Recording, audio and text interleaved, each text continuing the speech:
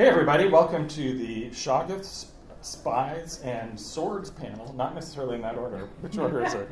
Swords, Spies, Shoggoths. Sword, right, yeah. Which is, of course, the Pelgrane Press panel. Let me introduce the panelists. The co-owner and managing director of Pelgrane Press, all-around driving force, immune to bribes, unless you're offering cheese, a potato, or ideally a cheese potato, Kat Tobin. Woo! On the other hand, we have the co-owner and founder of Pelgrane Press, the one who started it all, defending you against the squirrel menace at this very moment, Simon Rogers. Creator of The Fall of Delta Green, Knights Black Agents, Trail of Cthulhu, and Day After Ragnarok, my podcasting partner in crime, Kenneth Haidt. Prolific master of real-time research, known for such game products as Cthulhu City, Eyes of the Stone Thief, and the difficult half of the Dracula dossier. Authors of the novel The Gutter Prayer and the Sword Defiant, it's the Gaelic mensch, Gareth Hanrahan. And I'm Robin D. Laws, designer of such Pelgrane games as the Yellow King role-playing game, Hillfolk, the Esoterrorist, Fear Itself, and the upcoming Page Turner. Dun, dun, dun. And so when we talk about what we're up to at Pelgrane, we try to quickly summarize what's in the pipeline, but when we're going to do that. But first, it's time for a walk around memory lane because, Simon, this is the 25th anniversary of Pelgrane Press. It's hard to believe, since you and I are both in our mid-30s. It was quite a meeting there at the kindergarten. Where Exactly. You guys... So tell people how you initially began to make the foolish mistake of publishing role-playing games. So it was 1999. There was actually Kat who pointed out, "Oh, do you realise it's our 25th anniversary?" It was like, okay, fair enough. 1999, and I thought I'm sharing an office with James Wallace, who's doing Warhammer fantasy role-playing and other stuff. And I'd always loved the Dying Earth books, and I thought it'd be lovely to do a role-playing game based on that. And I said, well, how hard can it be to publish a role-playing game, really? So I asked James, and he suggested I employ Robin. And I told Robin what I wanted, and he wrote it, and he delivered it on time. It was like, there's nothing to this job. It's really, really easy. This is clearly what all role-playing game designers are like. They just ask them to do stuff, they deliver stuff, and it's awesome. And that was the first and only time that has ever happened. Until Robin wrote other stuff later. Yeah. So we published the Dying Earth role-playing game, and the two of us were sat at Gen Con on a tiny little table, I think 2000 or something, and we're surrounded by all these vast publishers. Then it carried on as a hobby, kind of a hobby company for a while, and then we got Kat in, and she worked for the company for a while, and then she became 50% shareholder, and now she runs the company. So I was responsible for publishing, 7 to 10 books, and now we have 122 books in print, and another 30 or so PDFs across a huge range of different genres. And as you can see, we and Pelgrane have aged very well. I think it's fair to say. Like fine cheese. Like fine cheese. And Exactly. Just adding more crystals. Here's to the next 25 years. And I can see a few of you who've been there from the very start. Particularly, I can see Phil just over there, and a few others who've been here with us for a very long time, and we're super grateful to all of you and new people who have supported us all that time. So I guess the next thing to do is an overview, and the person who can give us the overview is the person running everything. So there's been, I guess the big news is that you've come off 2 back-to-back crowdfunding campaigns, and now all you have to do is finish and deliver the books. Yeah, the easy part, as they call it. So I used to have... I used to have a kind of a definite plan that we would only do another crowdfunding campaign when we had finished our previous crowdfunding campaign, but that was back in the days when retail stores and retail distribution worked really well, and we sold a lot of books into retail, which we don't do anymore.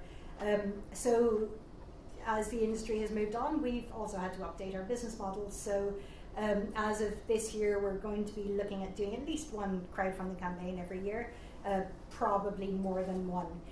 We've brought in Ibrahim, who some of you may have been in contact with on our social media, and he's brilliant. He's so enthusiastic, and he knows more about marketing than all of the rest of us put together. He's really, really great. So he's been a massive help at helping us kind of upscale like that. So in June, we did the 13th Age 2nd edition Kickstarter, and Rob is still working away busily on that. So we've got the Game Master's Guide done, and that's mostly in layout with Jen McCleary, who some of you will know from Fall of Delta Green and the Borderless Connection. And Rob is still working on putting the final touches, incorporating the final Gamma playtest draft feedback into the Heroes Handbook. And that's what he's working on at the moment. But we're hoping to have both the books on the GM screen out to Kickstarter backers in kind of June, July next year, we're thinking. Trail of Cthulhu, do you guys want to talk about that? I mean, we can talk about the fact that we had our backer kit campaign. It is done, and I don't know the technicalities, and maybe you could address this, Kat. I think one of the fun things about backer kit is people can just keep backing it. They can just go back and go to the add-on page and just keep adding things. So it's kind of weird that on Kickstarter you have your campaign, and then your campaign ends, and then you kind of move to a pledge manager. Although Kickstarter has now launched a pledge manager, but that's a whole other thing. But on BackerKit, you would move to BackerKit. So once you start on BackerKit, you just kind of stay there, and people can keep adding things. Yeah. So there's more people can join our fun, yes.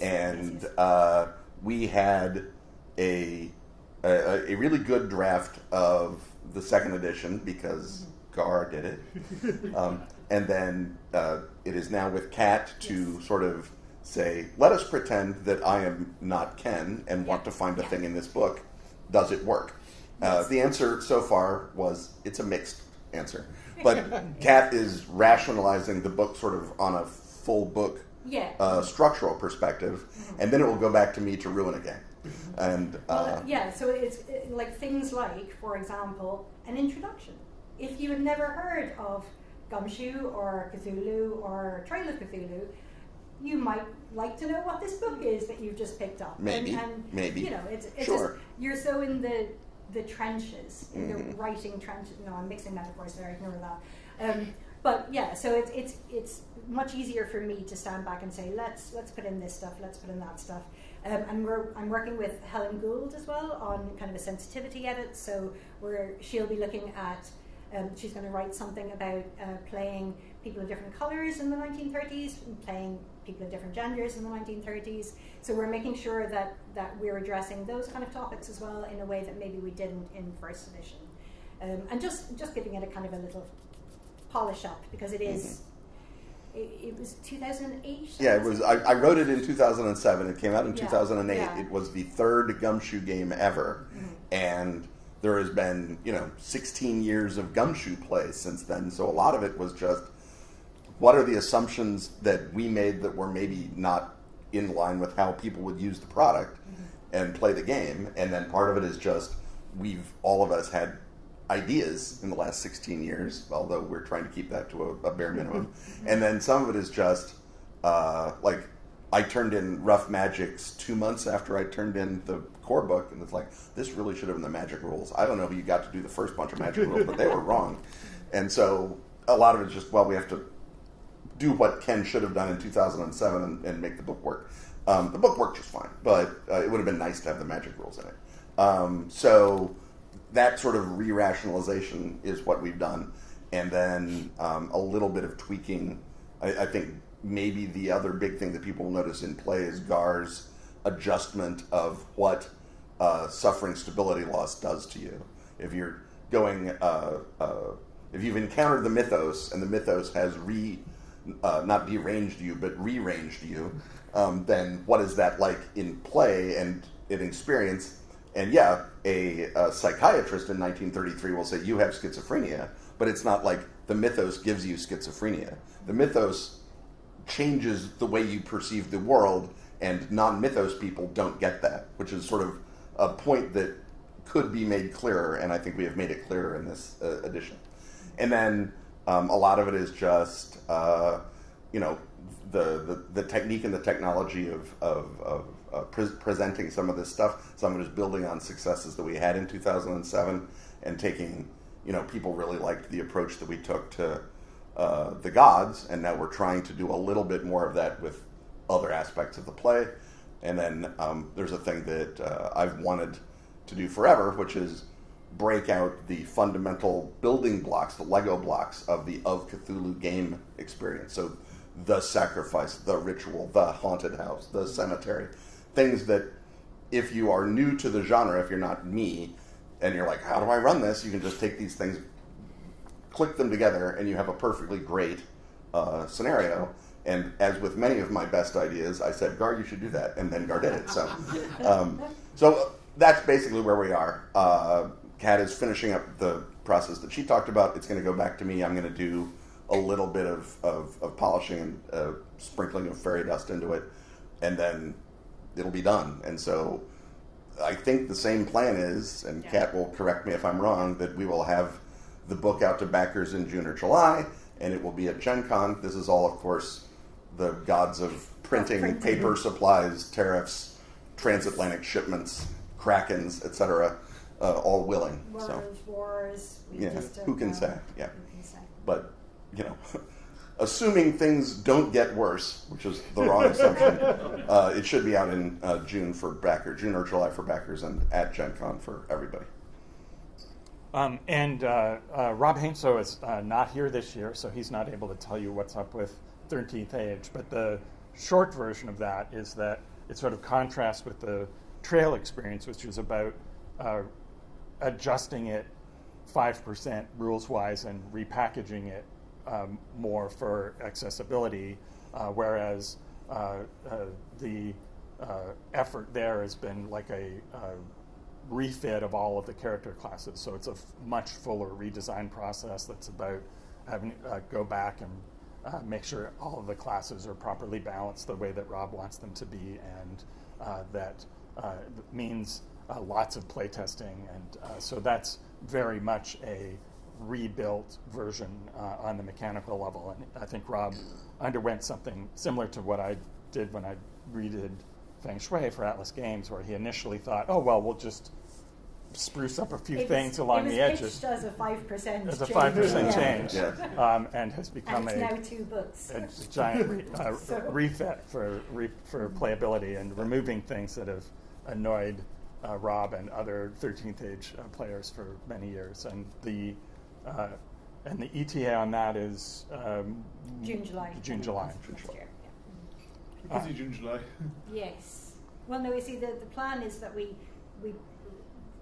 put all of these things through the pipeline and get them all done, and then give them to the printer, and then that determines the June or July-ness of them, or the September, October-ness. Yes. Don't manifest that. So I guess usually on one of these panels we talk about what we have in the pipeline. Gar, what do you have in the pipeline for Pelgrane?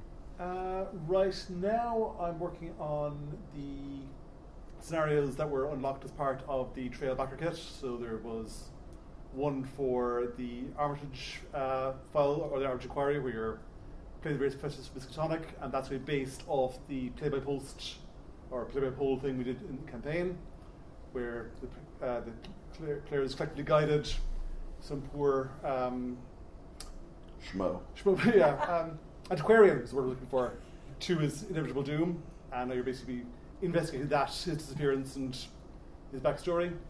I'm also working on the scenario for Under Unknown Skies, which is the new campaign frame where you're playing farmers in Oklahoma in the 30s in this town that's been not taken over, but inhabited by this weird scientific corporation doing strange experiments in the hills. So that scenario is going to be playtested at WarpCon, which is the local convention in Cork, and that's the main thing then. At the same time, I'm working on a anthology of scenarios for Sword of the Serpentine, which is provisionally titled Pillars Built on Sand, the structure of that is there'll be 4 scenarios, each one tied to a different location in the city. So you can grab whichever one is like closest to your player character at the time. And Zlozzy Quartet style, they'll have hooks point to each other, and there's one final capstone scenario where you go and fight the evil cult doing evil cult things. Also, Threats. Threats. Well, we announced threat profiles at Gen Con, which is going to be the Nice Like Agents bestiary, a la how Hideous Creatures was the Trail of Cthulhu bestiary. It's turned a bit more complicated than that because I wrote up a sample monster and realised that we couldn't take quite the same approach because a Cthulhu monster sits in a cave or a well or haunted house and exudes weirdness and doesn't really go out and do stuff very much, whereas NBA vampires are a lot more embedded in society, or they're more proactive. They're more proactive. They're all off doing things for the conspiracy. So it's still in very early stages, but each monster is going to have a bunch of variants. It's going to have its place in the conspiracy where you have like your nodes in and out and set of optional threat responses. That's the name. There'll be a layer for each monster. But what I end up doing now is writing a sort of a generic how to hunt monsters in the NBA rules, like how to identify where a vampire's hiding, how to zone in on them from like your global view to city view to actually finding their lair, because that works for all the monsters. And then individual write-ups will have their own. They'll tie into that, as opposed to doing the same accounting clue 6 times. Oh look, Right, and so in a way we're sort of going the other direction, where with some games like Trail, you begin with Monster of the Week and maybe it turns into a campaign. NBA begins with the assumption you're playing a campaign. So this is, if you want to just do Monster of a Week, you'll be able to do that. So you can, fictively set in. We'll probably have a couple of suggested possibilities for that. But Gar and I are splitting up the vampires. We have not yet gotten to the point of ugly dibsing. Well, we sort of have. But we're, figuring out basically, how long is each monster entry going to be, and that'll tell us, do we have 40 or 60 monsters in the book, and then that'll determine what we've got. But we'll be splitting that up and then co-writing it in the sense that I will do all the fun part and Gar will do all the hard part, which is our way. Indeed. Also, actually, so I've written, which is still not come out yet, there's Paragon Blade, which is the fantasy 1-to-1 setting, which is, I believe, in last stages of layout and should go into backers New Year's. Yeah, at the end of the year. End of the year. And Shire's Out, which is my comedy, half in detectives, cozy murder mystery fantasy game. That is basically in first draft and waiting for Cat to actually. You're not allowed to call it cozy.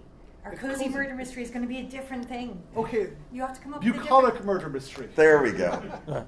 Our pipeweed. Yes, exactly. Right. Our not at all Tolkien Estate approved murder mystery. And Ocean Game?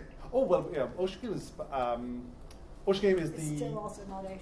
Yeah, it's the campaign for Fear Itself, These Terrorists, based on material Dave Alsop wrote for Pelgrane back in 2001. Exactly, yes. So, actually, Raw the Funny is coming out around the 25th anniversary, because it's taken really 25 years to actually be done.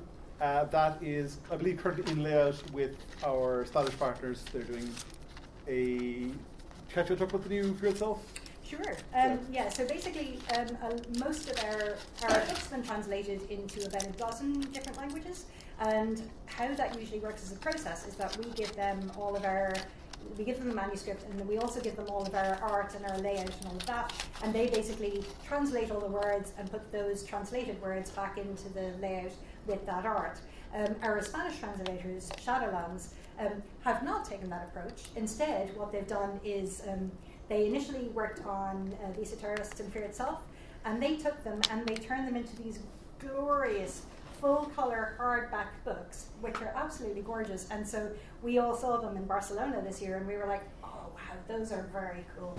So now what we're hoping to do, and this is where the crowdfunding that I was talking about earlier comes in, we are going to kind of retranslate we're going to use our original Fear Itself text, but we're going to use their layout and their art for our book, and we're going to kickstart or crowdfund that as a kind of a special edition of Fear Itself. So there'll be no change to the content, because I think what Gar did with Fear Itself second edition is amazing.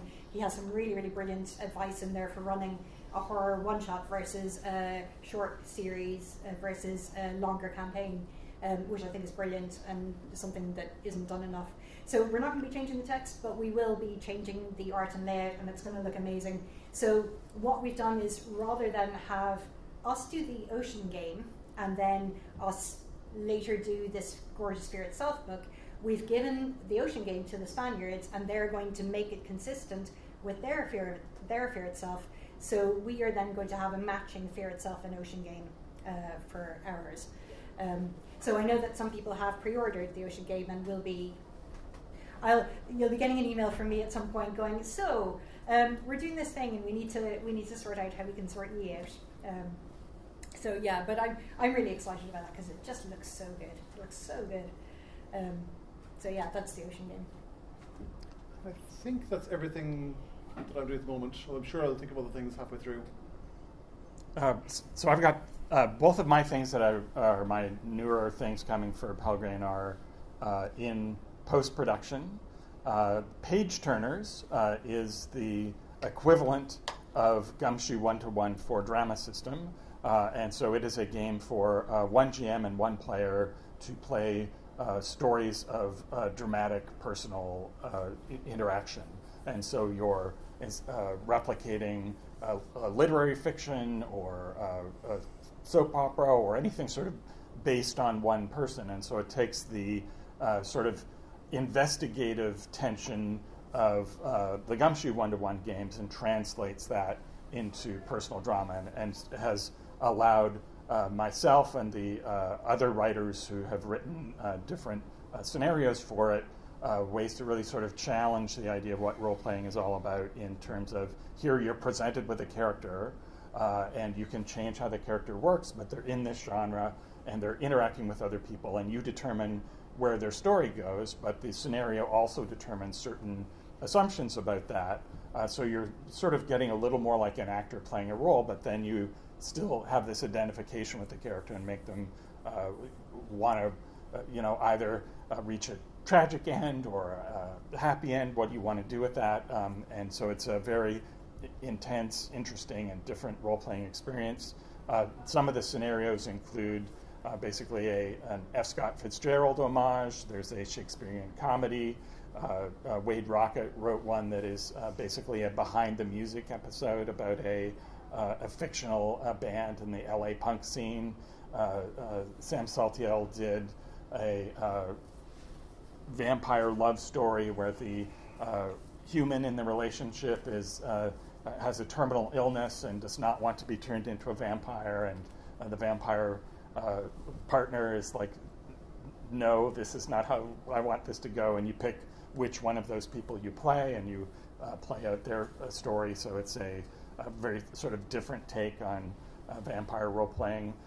There's an epic saga that I wrote of where you play over a period of time, and you're switching characters in this one because it follows the progress of a robot civilization over many generations of its history. And so basically the idea with the first installment of this is that you are on an escaping evacuation ship from Earth. Earth is no longer habitable. There are people on board, and your job as the robots are to protect the people and enable them to settle a new world somewhere else. And in the first, early on in the first scenario, you realize that due to this radiation event, all of the humans are going to die. And your entire purpose has been to preserve human civilization. What do you do with that? And in this case, well, we're still going to have human civilization, just with robots. And that, of course, like any human set of plans and any human civilization, continues to change over time. And you play sometimes you'll play the same character in two different time periods, or then you start to switch and play other characters. And so it's an experiment in just how far we can bend role-playing toward the way that a narrative would be structured like that in fiction. The other thing I have and that is now in the early stages of beautiful layout, also by Jen McCleary. So we've seen the early concept layout, and we saw the first one. It's like, wow, this is really great, except for these two things. And then she's, I've already got another version of this, and she'd already fixed the two things, and the other things we didn't ask her to fix are even more brilliant than they were before. So that's going to be a really beautiful looking, interesting book. And I have turned over, after playtesting response, the final of the 4 books that will make up Casilda's Song, which is the mega campaign for the Yellow King role-playing game. And that'll be the thing that is basically the proof of how you actually do the giant campaign that the books allude to you doing. And here, if you want more specific steps with both adventures that you create yourself and also fully written out scenarios, you'll have and the form factor of that will mimic the original Yellow King role-playing book. And if you want a preview of that, the Nature of My Game podcast has been doing the scenarios for the Paris game, and this is so massive that we gave them permission to get started like a couple years ago, and they still won't be even close to finished by the time the books come out. So, but that's a fun way to get a touch of flavor on that. Also, as you may know, Pelgrane Press acquired the Game Playwright line, which includes a couple of my books, Hamlet's Hit Points and Beating the Story, and I'm going to be working on I'm in the middle of, and will later re-pick up again, the first Pelgrane published book in the Game Playwright line, which is Hamlet's GM Screen.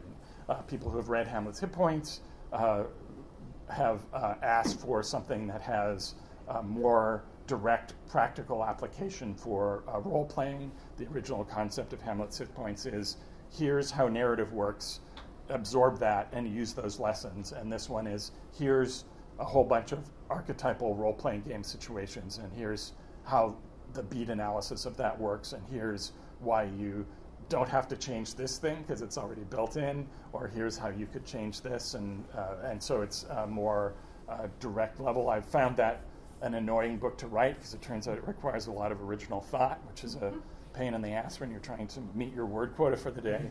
And that's about a third done. I've got some other stuff for some other publishers to wrap up before I get back to that. So that's will be further in the future. So Kat, before we open it up to questions, what have we left out in the Pelgrane pipeline? So something I was going to say before you finished was that a question that a lot of people asked us during the backer kit for Trail of Cthulhu was whether there were going to be solo rules for it. And our answer was no, not until Robin writes us the solo Gumshoe rules. So at some point, after all of this work that he's done, when he next has a slot, what we're going to be asking him to do is the Gumshoe solo rules. So rather than 1-to-1, which is a GM and a player, the solo rules will be question mark, question mark, question mark for one person. Because that's a really big trend in gaming. A lot of people are really interested. I live alone, so I have no friends and I have nobody to play games with, so I'm really excited about the idea of a solo game. The cats just cannot schedule. Well, the thing is that the cats will roll the dice, but then they just bat them under the couch. And right. Exactly. That's and they're as far as I they got take 6. it. And you're like, did you though? So Gumshoe, as yet unnamed, but Gumshoe for one person is going to be being batted to Robin to design at some point. Well, it only took us 2 years to come up with a name for page turners, so I'm sure our name for that will be easy. It'll be fine. Yeah, solo shoe will just pop instantly. So another thing that one shoe. Some of us internally played or play tested a game called Ballad Hunters. If any of you have ever heard of Shanty Hunters, it was written by a guy called Tristan Zimmerman back in the days when we were all doing sea shanties. And that sounded really fun, but it wasn't really our thing. But Ballad Hunters it's set in 1813, and you play folklorists who are hunting down or tracking down ballads which have escaped from the pages of songbooks, and you have to, they're basically kind of almost in a Yellow King mimetic kind of way. They're infecting people with the story of the ballad, and you have to kind of save the people from the ballad and get it back in its storybook. So we played that just a couple of weeks ago and really, really liked it. So we're hoping to work with Tristan on publishing Ballad Hunters. So there's as yet no date for that, but probably we will be crowdfunding it at some point because he has some really fun ideas with like songbooks and printed songbooks. So we would really like to do something with that. That would be cool. So we might be crowdfunding in 2026 at the earliest. We're also going to be talking about crowdfunding. We're hoping to crowdfund a boxed set of Eternal Lies. So our massive campaign for Trail of Cthulhu is currently out of print. There are a lot of things that we'd like to do with it, and it would be good to make it a little bit more second edition. The second edition is entirely backwards compatible, so you can still run the original Eternal Lies with it, but what we'd like to do is just kind of just make sure that it's entirely compatible. It's an official second edition version of it, and handouts. We love a handout. So we'd like to do a couple of handouts. And will these be handmade and personal? No. Tea stain them, Kash. No, she's going to be chiseling them. No. We're going to be sourcing palm leaves from Honduras.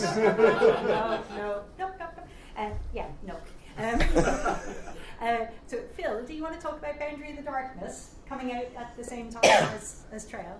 We can give you a microphone.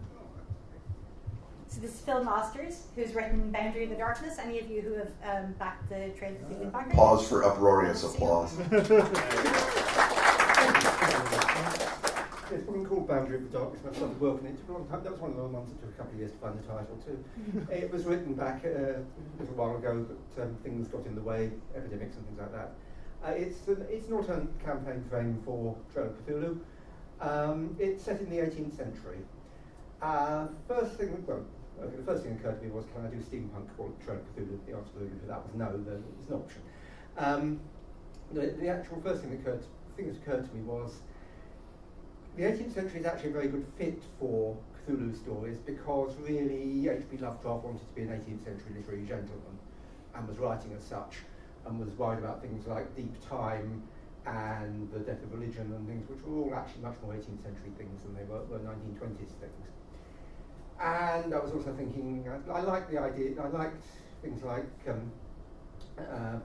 Delta Green, where you had somebody sponsoring you, because it is nice to have a campaign framework, even in something as loose as Cthulhu role-playing. But I was not going to put an 18th century government in charge of hunting down the secrets man was not meant to know, because the first thing they want to do is know them, the second thing they want to do is use them. 18th century governments were not noted for their restraint or good taste. That's right. Not like governments today. No, absolutely not. Cthulhu versus the French. So the people I actually found to be your sponsors were the Lunar Society of Birmingham. I don't know how many people have heard of them, but essentially they were this was the days when Birmingham was the centre of the Enlightenment, which probably gets a cheap laugh from some people these days, unless they're from Birmingham. But you actually had people, you had Erasmus Darwin, grandfather of, before anybody asked, who was probably the finest doctor of his age and only killed about 1 in 10 of his patients, which was a pretty good game. You had Boulton and Watt inventing the steam engine. You had Joseph Priestley, not inventing modern chemistry, desperately holding out for old-fashioned chemistry against these nasty foreign ideas from people like Lavoisier. But he did discover oxygen. He did discover oxygen. He also discovered. So if you're breathing today, you owe a debt of gratitude to Joseph Priestley. He also discovered soda water. So if you're drinking soda water today, and they struck me as the sort of people who would stumble across peculiar things and then employ somebody to go out and look into them. So you get to play thief catchers and former soldiers from the 7 Years' War and beggars and early model antiquarians from days when antiquarianism involved things like gunpowder if you were really trying very hard, or at least digging into old books in best H.P. Lovecraft fashion. And you then wander around on stagecoaches, acting like characters out of Hammer horror films, and blundering into scenarios where you think you're investigating the wondrous secrets of the universe, and you're actually discovering the Lovecraftian secrets of the universe. And there are even a couple of Lovecraft stories set in the 18th century which you can cross over with. and Cat decided because it hadn't actually got to come together in time for first edition Trail of Cthulhu, this should be the add-on for second edition Trail of Cthulhu. So those of you who've not only backed the second edition Trail of Cthulhu backer kit thing, but actually scrolled down a few pages, will have actually had the option to back that, and hopefully it will be coming out. And it's still an add-on on the page today, so feel free to just add it. You can indeed. So it's Trail of Cthulhu in the age which H.P. Lovecraft wanted to live in, rather than when he actually lived in. Okay. And then, as well as the Lunar Society, when I looked at it, I thought, oh yeah, this is really great. It's a lot of it's very much focused on the science and the technology. So I approached Sarah Saltiel, who's written a lot of other stuff for us, to write something about the Blue Stockings, who were contemporaneous with the Lunar Society and were more focused on the academic and the literary kind of side of things. So it makes a really nice balance of the two groups. You can choose to work for, the book will include both, and you can choose to work for the Lunar Society or for the Blue Stockings. So it's kind of our 18th century Trail of Cthulhu book. And talking about different periods of Trail of Cthulhu, it's been kind of announced on his blog, so I think we can probably talk about it now. But we're working with a writer called Julian Simpson, and he has done, I didn't see some faces, which is great. He has done an amazing Lovecraftian podcast for the BBC, set in his, what he calls his Pleasant Green universe. So he is writing us up a Pleasant Green for Trail of Cthulhu, and what we're hoping to do with that is, as well as obviously canonizing his setting, getting it all down on paper, bringing in all of the wonderful webs that he's woven throughout that podcast, we're also hoping to include Trail of Cthulhu modern rules in that book, which will probably go back over to Ken and Gareth to really kind of focus on and write up. But Julian will be doing all of the setting writing and all of the flavour of the Pleasant Green universe in that. So that is, he's only just kind of starting on that now. So it's probably a little bit further down in the pipeline. I'd be kind of looking at maybe 2026-ish, but it's something that we're really excited about. I'm not a massive audio drama person, but his podcasts, his audio dramas are so good. They're so, they're really thrilling and really gripping. So really excited to be working with him. And one of the nice things about the Lovecraft Investigation podcasts is that it's not like a lot of times you're either doing Lovecraft or you're doing other stuff, but he cites the Lovecraftian mystery as part of ufology, as part of satanic panic, as part of all of the other sort of the slurry of modern conspiratorial and messed up life thought, and the way that he embeds it is very naturalistic because he's doing the model of the True Crime podcast, which of course is sort of the Calvinist sensation fiction of the modern era, and he's done such a good job of overlaying that it's not just what if deep ones, but also cell phones. It's a whole different mental model of the universe that's within the Lovecraft Investigation. So it's going to be worth getting on its own rights just for that universe. And then, like you say, Gar and I will be saying, what if deep ones, but with cell phones a little bit in a box somewhere. They're waterproof now. Right, yeah. So is there anything else okay. So, does anyone have any questions about Pelgrane Past or present? Our person who had questions has literally left. I would like to ask for the Trail of Cthulhu campaign of the Poison Tree. Yeah, that's a great question. Thank you. So the poison tree is written, and we're not happy with it, and we're not sure why, but it's just not quite working for us. So we didn't mention Providence. No. Oh. Well, do we want to go and mention Providence first, and then explain how that interacts with Poison Tree? One of the first supplements that Gar and I are going to do for second edition Trail is called You Are Providence. And this will be our Providence as a setting book. So in the way that, Chaosium did Arkham and Dunwich and lots of other great things, we're like, there's a Lovecraftian city that no one has done a book on, and it's in the real world, and there are city directories and everything you could possibly want.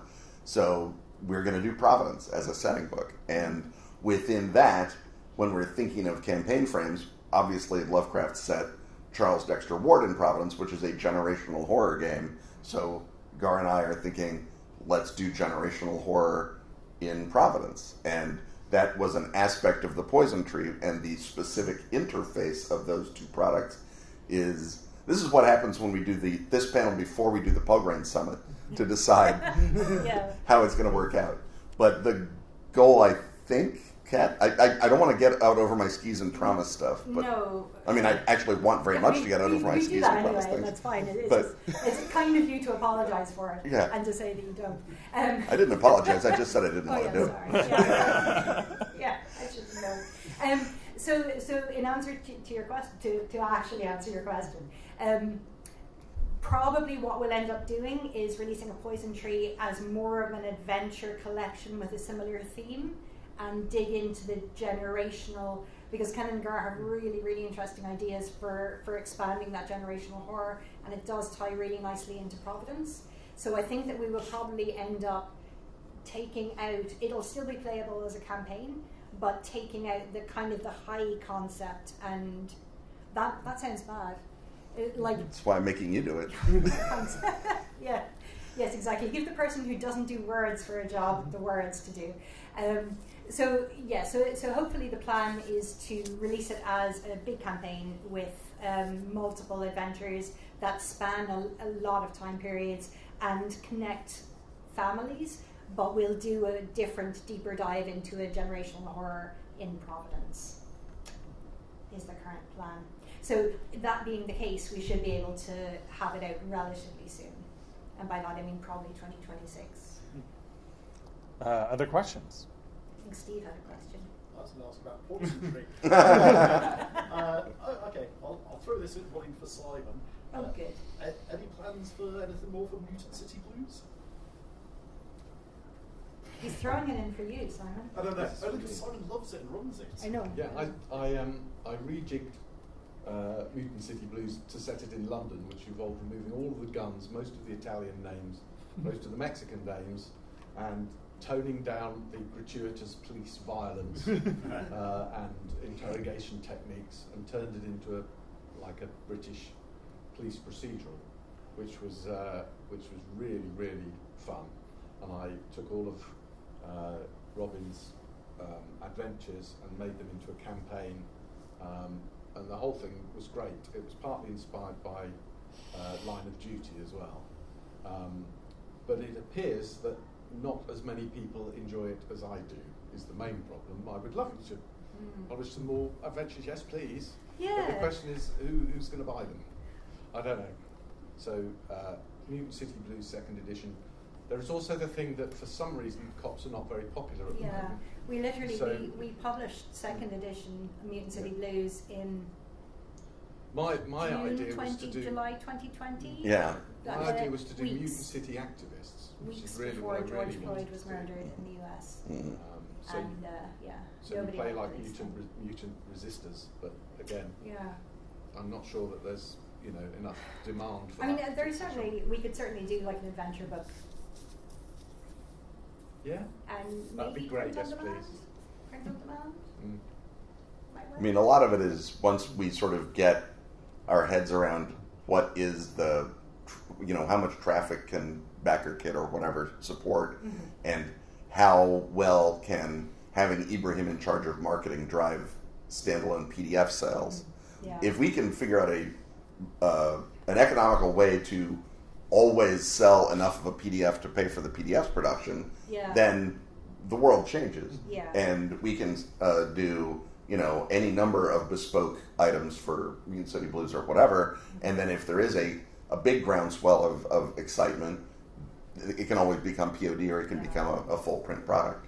But we just have to get to a place where the to consumer half of the equation works, and we are in the process. I think with a lot of other people in the industry, we're not poor little orphans. It's the whole industry is suffering from this, trying to figure out how to build that channel out such that it can support the kinds of products that we want to make at the level of quality that we want to make them. And also a key part of that is going to be expanding our ability to produce books as well, because some of you will know, we've run really far behind over the last couple of years. There have been a lot of products that have, like Poison Tree, either stalled completely or have been very, very delayed. So I think my first priority is to get back to a point where our community trusts us to deliver the books that we are promising within a reasonable time scale. You know, we're never going to be like super snappy. You know, we're just a really small company,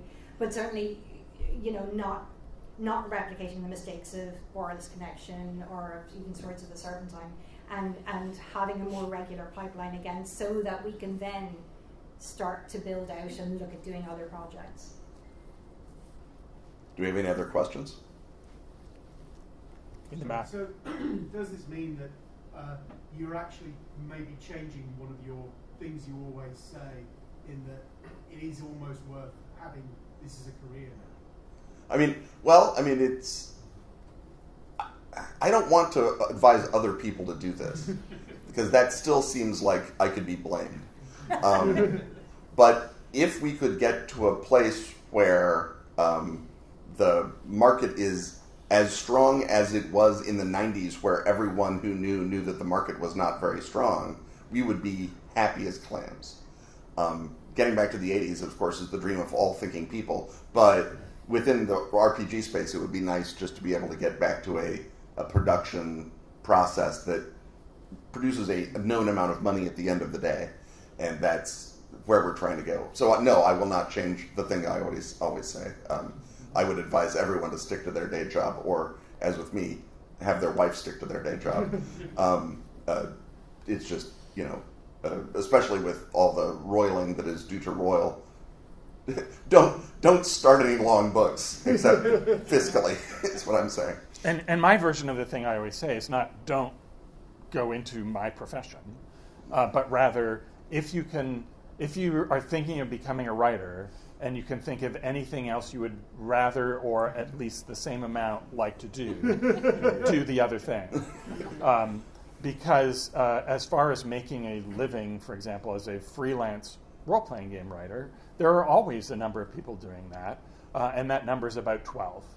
And I've been one of those 12 since before Pelgrane came into existence. And he's not giving up his spot either. Yeah, and right. The other thing is you can't replicate someone else's path into. Yeah. You have to make your own path in. And there's lots of other worse ways to make money as a writer. Like just being a mid-list fiction writer right now is much worse than writing role-playing games. But the good news is that the market for role-playing games is actually, the number of people buying and playing role-playing games is actually bigger than the heyday of the 80s and 90s. Well, the 90s business model is not fully back in force yet, so it's very difficult still to make a career writing supplements for a big game as it was during the sort of heyday of people buying a lot of supplements, and some of the companies that had that model didn't pay people very well.